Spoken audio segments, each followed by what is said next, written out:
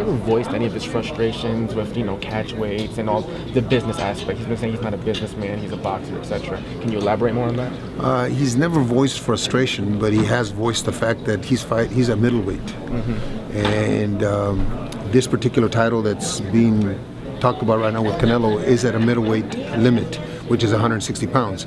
If Canelo decides to vacate the title and, say, in 2017 decides to fight Golovkin and they want to do it at a different weight, then that's them. Today, for this particular fight, it's at 160.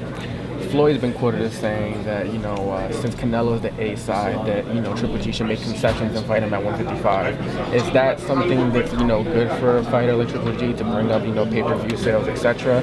Or is that something that's not feasible at this point in time? Golovkin's concern is not Canelo. Golovkin's concern is the middleweight title for the WBC. If Canelo's not the champion, we'll fight somebody else for the title. It's not that we're looking for Canelo. The fans are looking for that fight. We're looking to be, he told all of us as a team that he wanted to be the unified champion at 160 pounds. If it's Canelo, fine. If it's somebody else, that's fine too. How important is it for Gennady to have that dance partner, that somebody who's there on an equal stature or even bigger than him, fame-wise at least, so that he can, get that legacy with all the other great middleweights of all time? It's not really, because what's important to him is to continue winning. What's important to him is he doesn't voice it, but I know in conversation with him, Hopkins' 20 defense record is in his mind, I'm sure. The fact that he's got 21 knockouts in a row and he's got one of the highest percentages in middleweight history, not just today, of history, knockout ratio, that's what's important to him. That Canelo doesn't step to the ropes, that's not important. If it's not Canelo today, maybe 2 years from now there's another guy that's in that position.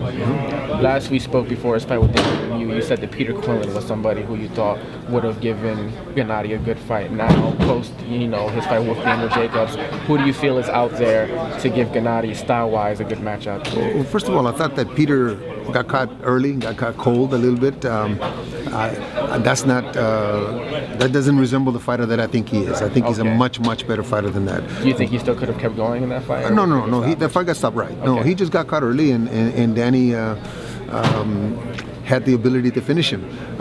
Danny could be one of those guys a couple years down the road that could be that big name if Al can muster up some fights that draws interest. Peter's not finished. Peter could come back and maybe there's a rematch and he beats Danny. But Daniel Jacobs is one of them. And there's young guys coming up that you just never know. European guys that are coming up. There's a lot of undefeated fighters that are coming up, but they could break out just like Gennady has broken out. Now that we've got Wade fighting on HBO, he's a Heyman fighter. Khan going to fight Canelo on HBO, Heyman fighter. Is it a possibility to have a Daniel Jacobs, Triple G down the line? I think that's a prelude. I think that's a strong possibility that those fights could be made. But the important thing is that Tom Loeffler, the kind of promoter that he is, he deals with everybody. He's not alienating anybody. So if Al is willing to work with Wade, maybe Danny is in the future. All time now for a fantasy fight, who would you like to see Triple G against? Any middleweight all time. What would be of a all time? I would have loved to see him against Tony Zale, obviously Sugar Ray Robinson. Marvin Hagler would have been a fight for us lately that would have been interesting. I think he's going to go down like all those guys that I just mentioned. He's going to go down as one of the greatest middleweights. All right, thanks for your time, man. Thank you.